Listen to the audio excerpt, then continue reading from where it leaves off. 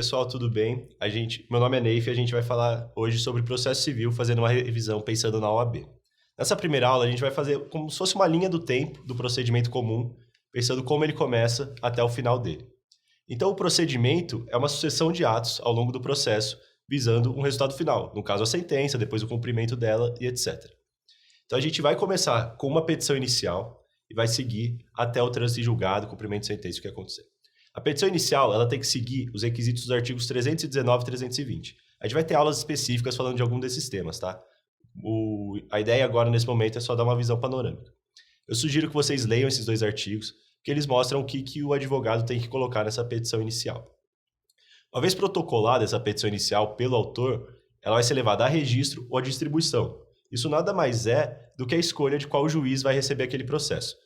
A diferença é só que o registro é quando só tem um juiz e distribuição é uma espécie de sorteio para vários deles. O juiz vai receber esse processo, então, essa petição inicial, e vai fazer um juízo de admissibilidade. Ele vai verificar nesse momento se o processo está apto a seguir ou não para os próximos atos. A gente vai falar um pouco melhor também sobre o juízo de admissibilidade em algumas aulas para frente, mas só para vocês já saberem, ele tem 4 opções, o juiz. Ele pode indeferir a petição inicial, quando o processo se encerra ali, mas há uma extinção sem resolução de mérito, então seria possível entrar com outro processo depois. Ele pode determinar a emenda, então ele verifica que tem algum vício ali, mas ele é sanável, ele é corrigível. Então ele dá um prazo para que a parte corrija esse vício. Ele pode decidir pela improcedência liminar do pedido, quando ele simplesmente decreta uma improcedência como se fosse uma sentença final de improcedência, mas já nesse começo do processo, ou aceitar a petição inicial, determinar a citação do réu e seguir. Mas a gente vai falar melhor de cada uma dessas etapas mais para frente. Em seguida, ele vai citar o réu não para apresentar contestação e reconvenção, como muitos acreditam. Na verdade, a citação do réu, em regra, é para comparecer a uma audiência de mediação e conciliação. Porque o objetivo do Código Civil, agora, atualmente, desse de 2015, é pensar no acordo das partes, que as partes cheguem por conta própria ao resultado, evitando que o juiz tenha sempre que dar esse resultado. Então, a parte vai ser citada para comparecer a essa audiência de conciliação. Caso haja um acordo, o juiz vai homologar e vai existir uma sentença já finalizando o processo. Se não houver acordo, aí sim o réu já sai intimado na audiência para em 15 dias apresentar uma contestação ou, se for o caso, apresentar uma reconvenção. Ele vai ser intimado, então, para apresentar, e ele apresenta essa contestação e ou a reconvenção, vai depender do caso concreto, se ele quer apresentar as duas, só uma. E é nesse momento que se encerra o que a gente chama de fase postulatória. Perceba que até agora foi o momento que as partes puderam fazer pedidos. Então, na petição inicial, o autor fez pedido, na contestação, o réu pode ter feito um pedido na reconvenção. A partir de agora, não há mais pedidos. Daqui para frente, o processo segue em outra marcha. É possível que o juiz determine a réplica do autor, ou seja, ele responder o que foi dito na contestação. E quando que isso vai acontecer? Diante de uma defesa indireta do réu, ou quando o réu juntar novos documentos. O que é uma defesa indireta? Quando você se defende no processo, você pode apresentar uma defesa direta ou indireta. A defesa direta é uma simples negativa. Então, eu entro com um processo contra alguém falando que a pessoa me deve um valor, e a pessoa fala, não devo. Isso é uma defesa direta, ela simplesmente negou o meu direito. Na defesa indireta, a pessoa até admite seu direito, mas ela alega um fato modificativo, extintivo ou impeditivo do direito do autor. Nesse caso, por exemplo, então a pessoa poderia falar, beleza, existe uma dívida e tal, mas eu já paguei. Repare que ela não nega que a dívida existia, mas ela apresenta um fato que extingue o direito que o autor teria. Quando isso acontece, perceba que ela está apresentando um fato novo. Se ela apresenta um fato novo, para que o juiz e o processo respeitem o contraditório, é necessário que o autor se manifeste sobre isso. Por isso que abre um prazo para a réplica do autor. Assim como se a pessoa juntar novos documentos pelo mesmo motivo. Se existe um documento novo no processo, o autor tem que ter a oportunidade de falar sobre isso. Então, sempre que alguém falar algo novo, apresentar algo novo no processo, a outra parte tem que se manifestar sobre isso. Nesse momento, depois que todo mundo pediu o que tinha, e se for o caso houve uma réplica, talvez até mesmo uma tréplica é possível, o juiz pode julgar antecipadamente o mérito. O que significa isso? Em regra, o processo seguiria, como a gente vai ver nos próximos slides, para uma audiência de saneamento, instrução e a eventual sentença. Mas pode ser que nesse momento, depois da fase postulatória, o juiz perceba que já é possível julgar, seja todo o processo, ou seja parte dele. E quando que o juiz pode julgar antecipadamente o mérito? Olha como o nome nos ajuda, julgamento antecipado do mérito. Ele vai fazer um julgamento só que antes do horário comum, do momento normal. Quando não houver necessidade de produção de novas provas, então imagine que é um caso que é aprovado todo documentalmente. O juiz não precisa ouvir testemunha, inquirir um perito, é possível já julgar ali. Ou, se o réu for revel, com efeitos da revelia e não houver requerimento de provas. Ele vai falar um pouquinho melhor em algum momento sobre revelia, mas saiba, os efeitos da revelia são diferentes da revelia. Quando a gente fala que um réu é revel, simplesmente quer dizer que ele não apresentou defesa, não apresentou reconvenção. Aquele efeito de presunção de veracidade, ele acontece em algumas situações. Existem situações que mesmo o réu sendo revel, não vai ter esse efeito de presunção de veracidade.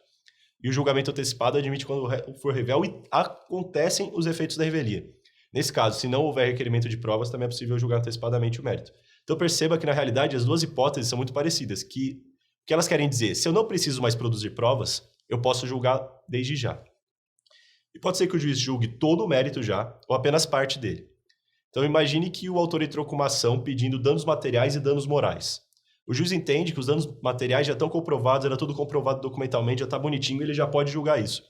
Mas quanto aos danos morais, ele quer ouvir testemunha, ele quer talvez produzir uma nova prova. Ele pode julgar desde logo só os danos materiais e seguir o processo em relação aos danos morais. Nesse caso, vai ter um julgamento antecipado parcial do mérito, porque ele vai julgar só parte do mérito antes. Como a fase de conhecimento vai continuar para julgar os danos morais, isso ainda não é uma sentença, isso é só uma decisão interlocutória. Porque a sentença, lembre, é sempre uma decisão que encerra uma fase, seja a fase de conhecimento, uma execução, cumprimento de sentença. Então, nesse caso, é uma decisão interlocutória. Se é uma decisão interlocutória, ela vai comportar agravo de instrumento, porque toda decisão interlocutória que versa sobre mérito admite agravo de instrumento. E já é possível cumprir essa sentença. Não faria sentido você julgar antecipadamente o mérito, mas fazer o autor ter que esperar todo o resto para ver o cumprimento da sentença. Então, ele já pode, desde logo, entrar com cumprimento provisório de sentença. Agora, se for total, se o juiz já julgar tudo, então, obviamente, tem uma sentença que pode ser apelada e depois admite o cumprimento definitivo dela. Aí a fase de conhecimento já é encerrada, tá bom? Mas vamos supor que não houve julgamento antecipado de mérito, ou se houve, ele foi parcial. Então, o processo, a fase de conhecimento ainda tem que seguir. Então, o próximo momento vai ser o saneamento do processo. É a fase que vai organizar o processo, é a fase organizatória. Vai ter uma aula específica sobre o saneamento. Depois, se for o caso, o juiz vai marcar uma audiência de instrução e julgamento, que ele vai produzir provas, principalmente as provas orais nesse momento.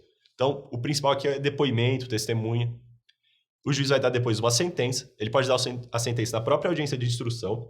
Segundo o código, isso era para ser a regra, mas na prática acontece mais a sentença depois. Aí depois vai ter recurso, trânsito em julgado, cumprimento de sentença e o processo é extinto, tá bom? Então essas são as etapas do procedimento comum. A gente vai fazer um exercício aqui para fixar um pouquinho. E esse exercício é interessante porque ele fala de algo que a gente não conseguiu ver ainda, mas que versa sobre todos esses atos do procedimento comum. Por isso que eu achei interessante a gente dar uma olhada nele. E caiu no último exame, inclusive. Adriana ajuizou a ação de cobrança em face de Ricardo para buscar o pagamento de diversos serviços de arquitetura por ela prestados e não pagos. Saneado o feito, o juízo de primeiro grau determinou a produção de prova testemunhal requerida como indispensável pela autora, intimando-a para apresentar o rol de testemunhas com nome e endereço. Então, o juiz falou, tá, você quer as testemunhas, me apresente o rol. Transcorrido um mês, a Adriana, embora regularmente intimada daquela decisão, manteve-se inerte, não fornecendo o rol contido. Então, perceba, a Adriana, ela não forneceu esse rol, mesmo depois de um mês. E existem umas hipóteses que a gente vai ver até no próximo slide, que tem ali o artigo do Código de Processo Civil, que fala de abandono do processo. Então, o exercício vai falar sobre isso. Caso o autor não promova o que ele precisa promover por um mês, ou as duas partes deixem o processo parado por um ano, o processo vai ser extinto sem resolução de mérito. Mas, para isso, o juiz precisa intimar pessoalmente a parte para que ela promova o andamento do processo no prazo de 5 dias. Então, vamos continuar no exercício. Diante disso, o juízo determinou a derradeira intimação da autora para dar andamento ao feito no prazo de 5 dias sob pena de extinção. Essa intimação foi feita no Diário da Justiça, na pessoa de seu advogado, constituído nos autos. E aqui que está o problema. Quando acontece essa intimação, para que o autor ou o réu dê andamento ao processo, tem que ser feito na própria pessoa do autor ou réu. Por quê? Imagine uma situação em que pode acontecer do advogado ter brigado com a parte. Então, o advogado, para atrapalhar a parte, ele deixa o processo quieto, ele deixa o processo extinguir sem mérito. Então, exatamente por isso, é necessário que a gente tenha certeza que a própria parte saiba que o processo está parado. Então, nesse caso, o erro do juiz foi determinar a intimação da autora para dar andamento na pessoa do advogado. Nesse caso, ele deveria ter intimado a autora. E aqui a gente vai ver as alternativas acerca da conduta do juiz. Então, a conduta está incorreta, pois para que o processo seja extinto por abandono, o CPC exige prévia intimação pessoal da parte autora para promover os atos e as diligências que lhe incumbir no prazo de 5 dias. Essa parece ser a correta. B, está correta? Não está correta.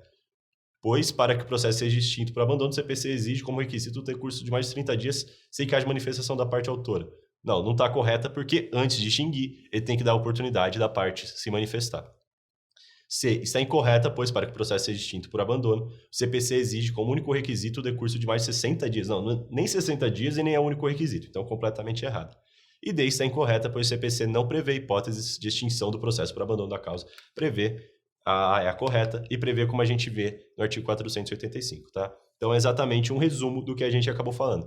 O juiz não resolverá o mérito quando o processo ficar parado por mais de um ano, por negligência das partes, ou o autor não promover os atos que lhe incumbem em 30 dias, e nesse caso a intimação tem que ser pessoal, tá bom? Com isso a gente termina a primeira aula, espero que tenham gostado e a gente se vê na próxima. Até já!